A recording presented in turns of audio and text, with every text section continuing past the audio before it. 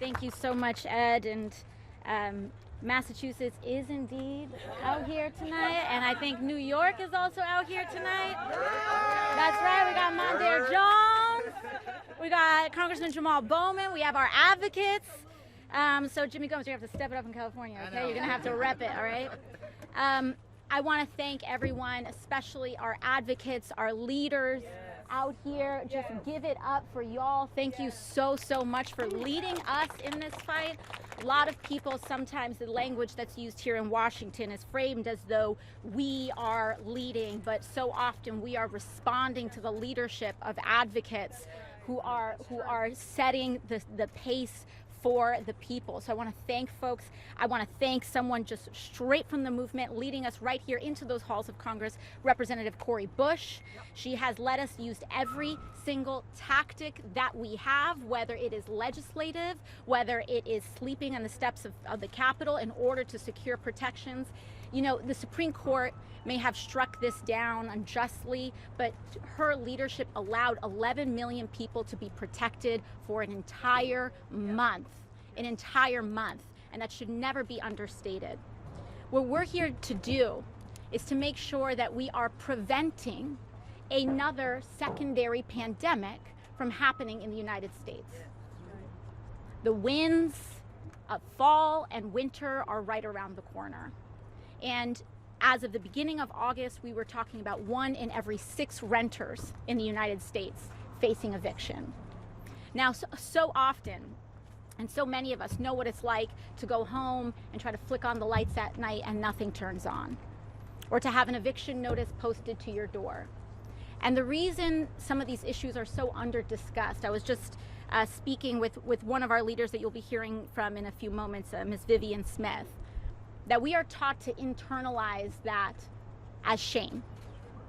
We don't speak about these issues because we have been taught that an eviction notice at our door or turning on the lights when they're off is a result of an individual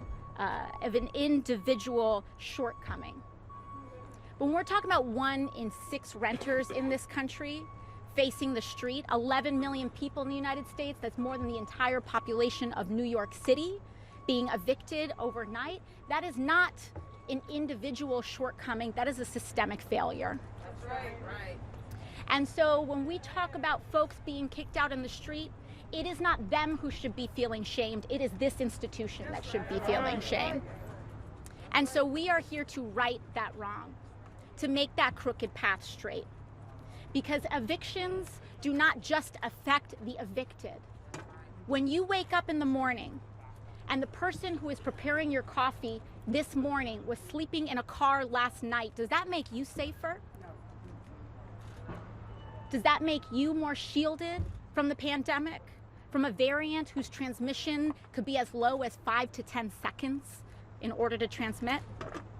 When our population is not yet vaccinated to the degree that it needs to be, we have to protect people's right to housing in the United States. We will feel the repercussions for years, if not decades to come, if we do not. And I also want to rectify some of the myths that are sometimes told about folks on the brink of eviction. The idea that there are so many jobs out there, why don't folks just get a job? People who are facing eviction are employed, but we live in a country where minimum wage does not pay rent in a single state in the United States of America. Right. Telling someone to get a job when they're about to be evicted is to communicate that you're not living in this country at this time, not living in the same reality as most other people. We must institute this eviction moratorium. I'm so proud of Congresswoman Bush and Senator Warren for helping us lead the way on this. The Supreme Court said the administration does not have the authority to issue an eviction moratorium. So what are we going to do? Give them that authority. Yep. Right. That's all we want to do. Have Congress give the administration the authority to institute a moratorium because it impacts our health. Housing is a primary indicator, social indicator of health. It makes us sicker when we are unhoused. It makes us healthier when we are. So with that, I want to thank you all. I want to thank all of our partners in this fight, and I'm so proud to introduce one of our newest freshmen for the New York delegation, doing us all so proud every day, along with Jamal Bowman, but Congressman Mondaire Jones.